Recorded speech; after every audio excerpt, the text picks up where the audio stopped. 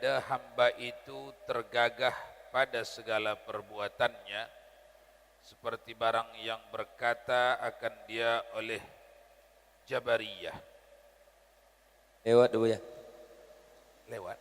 Dah lewat. Tambih. Bagian bawah. Tengah. Tambih. Bawahnya.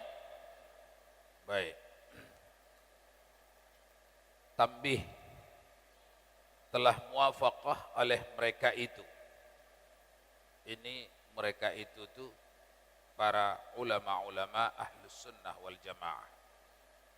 Telah muafaqah sependapat atas bahwa anak Adam itu diberi pahala akan mereka itu dan diazab akan mereka itu, dan adapun segala malaikat dapat nikmat bagi mereka itu dan tiada azab akan mereka itu. Dan adapun jin, maka sesungguhnya telah muafaqah ulama atas bahwa yang kafir daripada mereka itu diazab akan dia di dalam akhirat.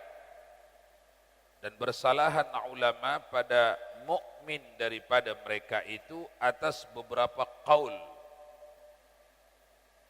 Maka kata qil bahwa mereka itu seperti manusia, maka diberi pahala akan mereka itu atas taat dan diazab akan mereka itu atas maksiat seperti manusia biasa ya.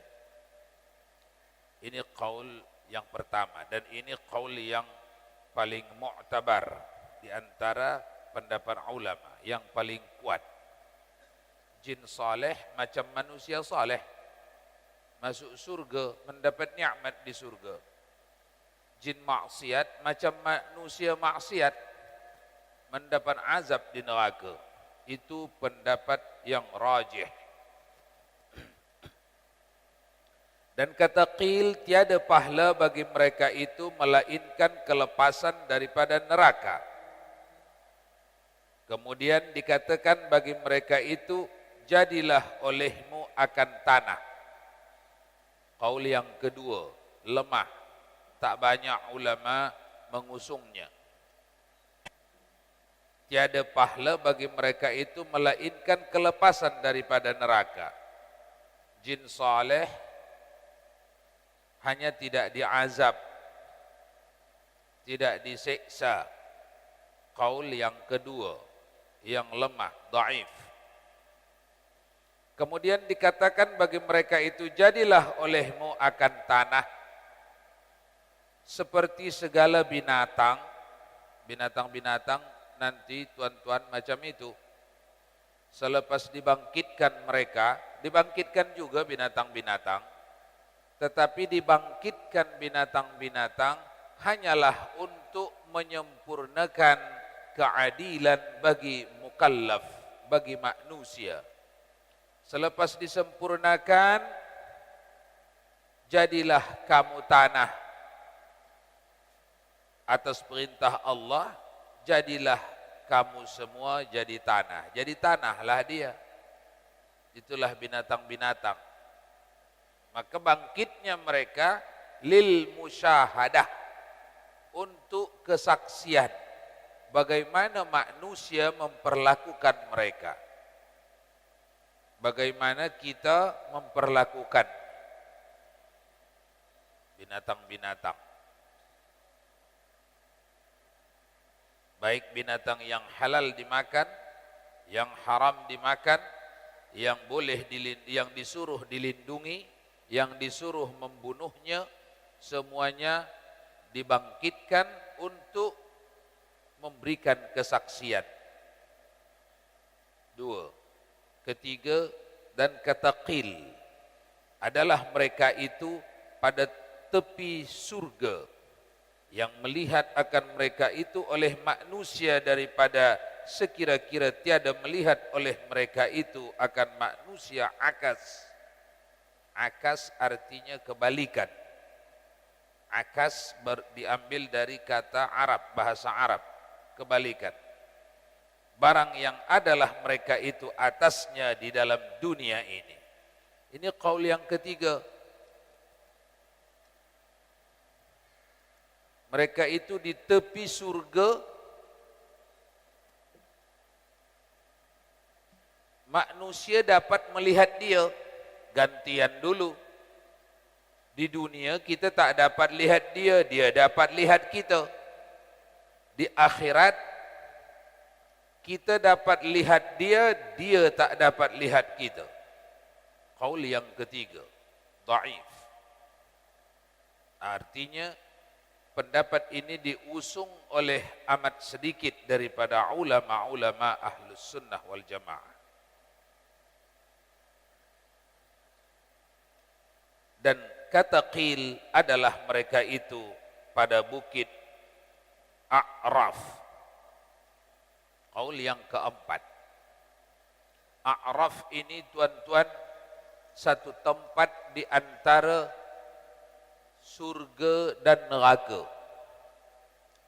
Di perbukitan A'raf diletakkan mereka. Di situ ditempatkan mereka. Ini bukan tempat, ini berbeza pendapat lagi ulama. Tempat azab ke tidak ini? Tempat azabkah atau bukan ini bukit A'raf? Karena azab di sana neraka, nikmat di sana surga. Tengah-tengah ini ada bukit A'raf namanya. Tempat azab ke tidak ini? Qaul yang paling rajih, yang paling banyak ulama mengusungnya, ini pun tempat azab. Qaul yang kedua, sedikit ulama mengusungnya pendapat itu, ini bukan tempat azab. Kenapa ini tempat azab? Karena dapat memandang-mandang kesedapan, kenikmatan, tapi tak dapat menggunanya, itu pun azab juga. Dapat memandang-mandang seksa terhadap kawan kita, saudara kita, anak cucu kita, dapat kita lihat dia diseksa, itu pun seksa juga, walaupun bukan kita yang terseksa. Inilah sehingga lebih banyak ulama yang berpendapat qaul pertama tadi. Ini tempat azab ke tidak ini? Qaul yang paling rajih adalah tempat azab. Qaul yang kedua yang dhaif, bukan tempat azab, karena tak disediakan di situ azab. Tidak ada di situ api neraka. Tidak ada di situ sumur timah. Ada sumur timah? Ada, diceritakan Nabi sallallahu alaihi wasallam. Orang-orang yang sudah sampai kepadanya ayat-ayat riba, masih juga lagi dia makan riba, maka dituangkanlah ke mulutnya air timah yang mendidih, sehingga rontoklah seluruh tubuhnya, lepas daging daripada kulitnya, lepas daging daripada tulangnya. Kemudian seketika itu juga dikembalikan Allah lagi utuh badan, baru disiramkan lagi air timah yang diambil dari sumur timah. Itu yang diisyaratkan Allah di dalam Al-Quran. Kullama nadijat juluduhum baddalnahum juludan ghairuha liyazuqul azab. Tiap-tiap kali kami ceburkan mereka ke dalam cairan timah. Qaul yang lain, di hadis yang lain Rasulullah menyebutnya cairan tembaga. Di hadis, banyak hadis yang berbicara tentang ini, jenis-jenis siksa di akhirat. Tidak satu jenis, bukan hanya api saja jenis siksa di neraka. Ada dengan api, ada dengan cairan timah, ada dengan cairan tembaga, ada dengan S. Pilih mana? Pilih S sajalah. S pun seksa, tuan-tuan. Jenis seksa itu S. Kalau S yang ada di kedai kopi ialah. Tapi ini S dikumpulkan S dunia ni, kutub lah itu ya, baru dilipat 70 kali lipat tingkat sejuknya. Itu seksa S akhirat, S neraka. Buya, sedikit Buya, ada yang ingin ditanyakan karena ada masalah riba tadi Buya. Begini Buya, kita ambil mobil kredit gitu Buya ya. Iya. Dengan uang muka sekian, kita rentalkan mobilnya itu Buya. Usaha itu gimana? Halal apa haram itu Buya? Ambil mobil kredit, ambil rumah kredit, ambil Honda kredit, ambil apa saja kredit, kalau tak lakukan terancam makan tak? Kalau terancam makan daruri. Kalau tak lakukan terancam tidur tak? Tak ada rumah. Kalau terancam tidur, lakukanlah daruri. Lakukanlah dengan niat di dalam, ya Allah, aku ingkar kerjaku ni.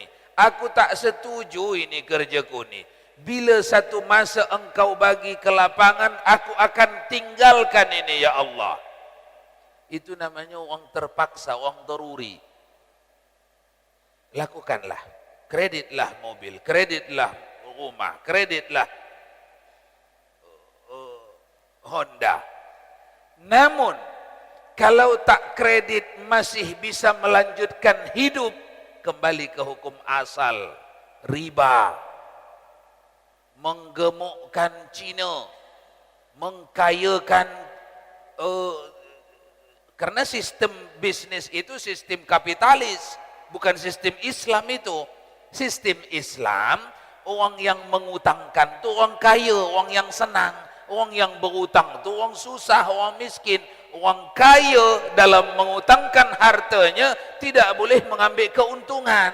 Itu konsep Islam. Jadi bukan orang Islam punya itu. Walaupun orang Islam di situ menjadi kepala kantornya. Itu Islam yang perlu dikasihani. Oh, ini Pak Kepala ini daruri mungkin.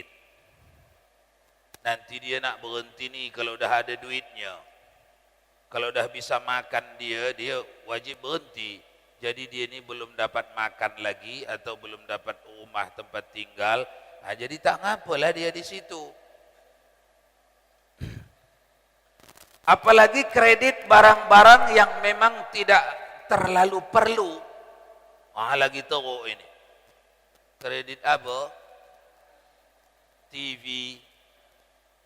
Wajib Ustaz ganti TV. Kenapa? Udah tak model lagi nih. Udah kaca cembung ini. Sekarang sudah lebar. Itu kalau tak ganti layar datar, mati ke tak? Tak mati. Maknanya tak darurat itu. Tak darurat itu. Jadi yang darurat saja yang ma'fu, yang dimaafkan. Sekejap, sikit lagi saya tambahkan. Jangan bab ribanya ini dalami, jangan. Hadis-hadis ayat-ayat Quran, tafsiran ayat dan hadis-hadis tentang hukuman pelaku riba itu dalami supaya tumbuh di dalam ingin menjauhi, kemauan menjauhi. Kalau itu tak didalami, apa iya? Sinambela saja yang nakut-nakuti kita. Tak kuat itu. Dalami ayat-ayat, hadis-hadis yang berbicara tentang hukuman orang yang dah tahu riba masih buat juga lagi. Itu teruk itu. Rasulullah tak izinkan berteduh di cucuran atap rumah orang tu. Kenapa tak boleh kami berteduh di cucuran atap rumah orang tu ya Rasul? Karena rumah dia itu api. Kalau hujan datang, kamu berteduh dalam api, mau? Tidaklah ya Rasul. Itulah, teruslah basah je, tak payah berteduh situ.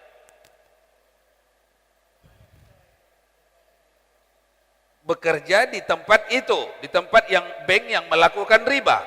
Ya sama macam tadi, selagi belum ada dapat pekerjaan yang mampu membuat kita hidup, memenuhi makanan, memenuhi minuman, pakaian, tempat tinggal, belum ada pekerjaan untuk memenuhi ini, kerjalah di situ dengan niat, ya Allah, aku tak ridha ini ya Allah.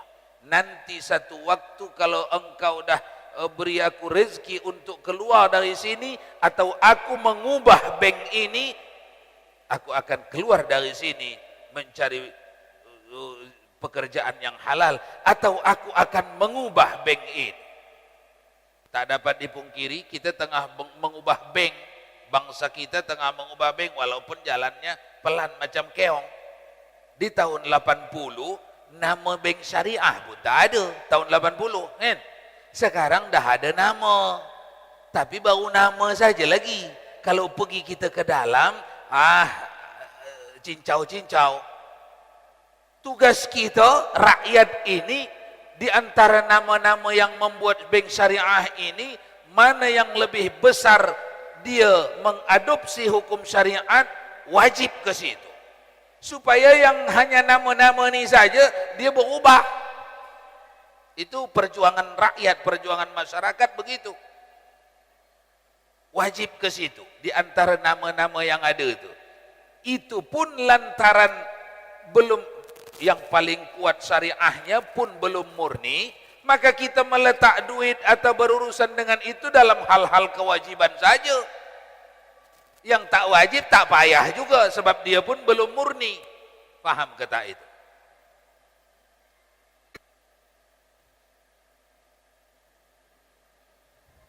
Baik. Tanya Pak.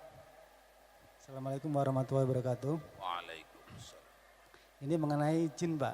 Mengenai Jin. iya, Di dalam Al-Quran kan ada setiap manusia mempunyai korin. setiap Manusia mempunyai korin ya. Korin qarin. pendamping. Ya. Bagaimana pendapat ulama tentang korin ini Pak? Qarin itu dua penafsiran di situ. Pertama, penafsiran yang paling sharih, yang paling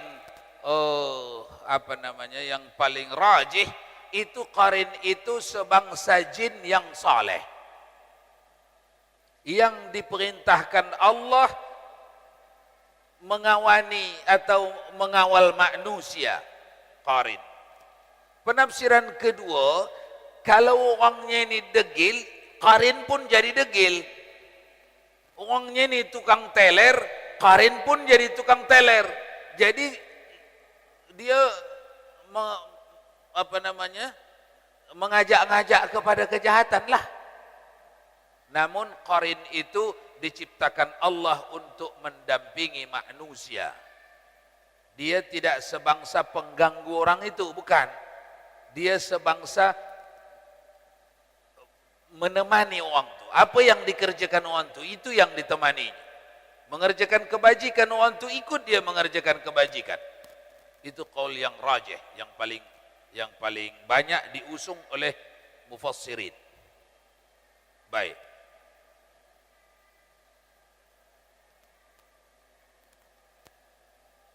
Hal lain.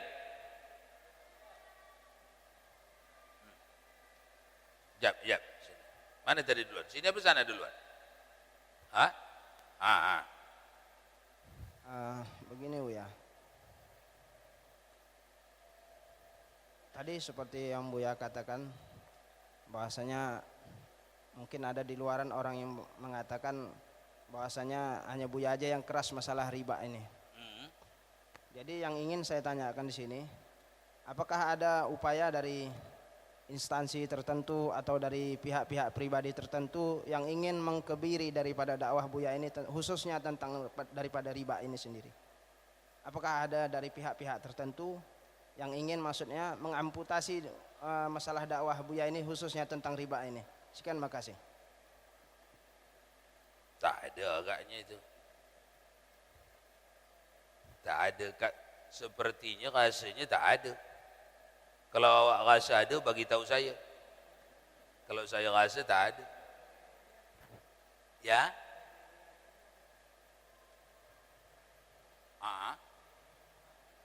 Ya. Sering dibuka masalah riba. Bagus.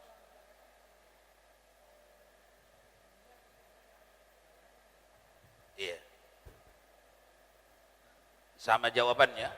Amalkanlah, tinggal mengamalkan lagi. Iya. Satu lagi Bu ya. Dalam sebuah majalah Islam, ini mereka pernah mengadakan penelitian di negara komunis, entah benar atau tidak. Ini perlu juga kita ketahui bersama. Di majalah Islam tersebut dikatakan bahwasanya 2 negara komunis di dunia ini mereka tidak membangun negaranya dengan uang riba. Jadi yang ingin saya tanyakan, bagaimana yang negeri kita yang sudah mayoritas muslim begini justru membangun negerinya dengan uang riba?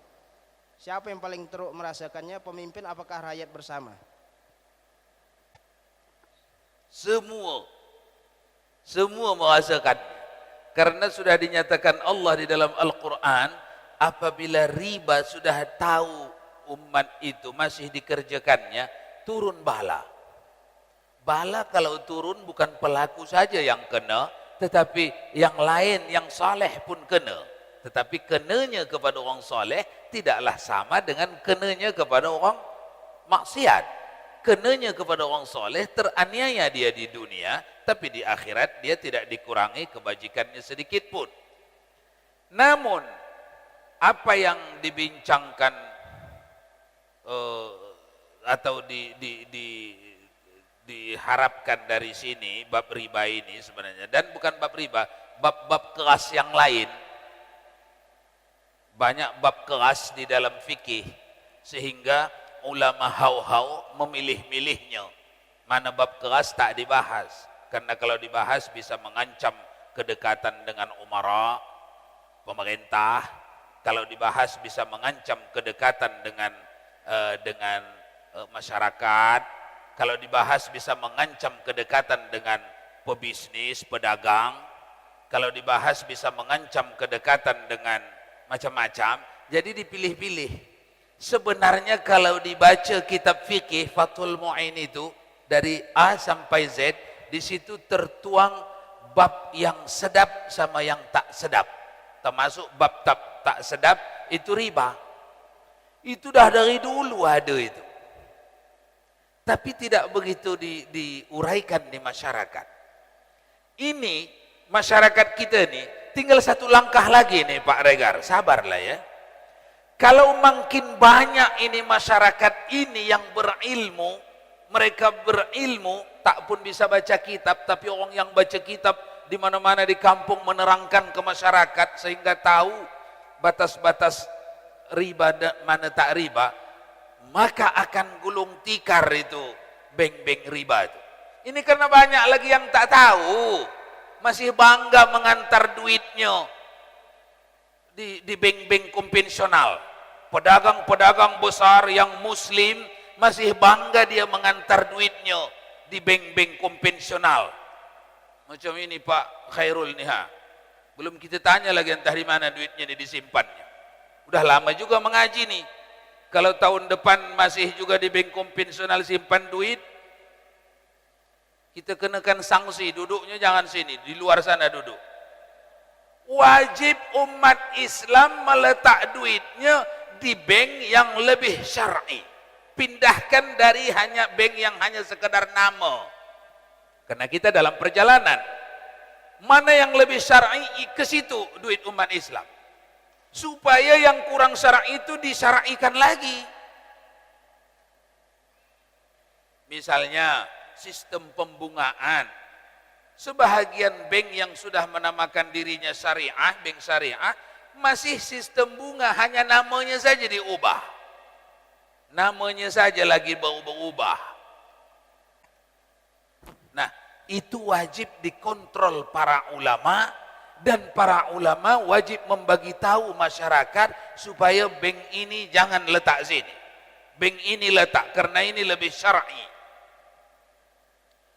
Namun supaya merata masyarakat ini mengerti, mesti lebih banyak majlis ilmu. Supaya lebih banyak majelis ilmu, mesti anak-anak kita di setiap sudut kampung kita berilmu. Supaya berilmu anak-anak kita di setiap sudut kampung kita, mesti belajar, mesti sekolah.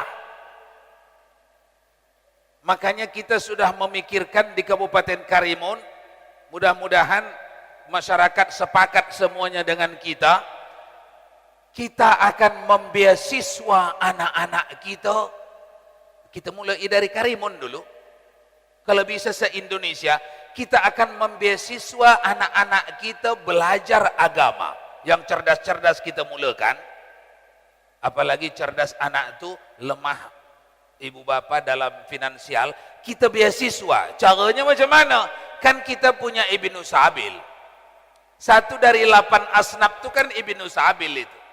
Ibnu Sabil itu orang yang merantau meninggalkan kampung halamannya, itu Ibnu Sabil. Asalkan tidak maksiat perjalanan, Ibnu Sabil. Apalagi ini bukan sekedar tidak maksiat tapi menuntut ilmu agama. Ini lebih afdal Ibnu Sabil. Kita sekolahkan anak-anak kita yang cerdas, mulai daripada tingkat SLTA, S1, S2, S3, S apa lagi di atasnya itu. Segala S lah. Kalau bersatu kita tak susah itu. Ibnu Sabil kita kemana selama ini? Bikin satu tabung di kabupaten ini, namanya Ibnu Sabil. Masukkan Ibnu Sabil rakyat ini ke situ. Adakan pemilihan, seleksi, mana anak-anak pintar di negeri ini. Bidang agama duluan. Nanti menyusul bidang umum. Sekolahkan dia. Supaya pulang dia besok ke sini menjadi ulama, mengajar kita, mengajar anak cucu kita. Jadi tak putus tunas kita. Ditambah lagi, kalau masih kurang itu, kita minta hak kita membangun agama kepada pemerintah. Hai pemerintah, bantu ini. Isi juga dari APBD ke tabung ini. Baik pemerintah kabupaten, pemerintah provinsi. Ini supaya sampai kita kepada merata ilmu. Kalau tak merata ilmu, masih kita ni di kotak-katik kapitalis.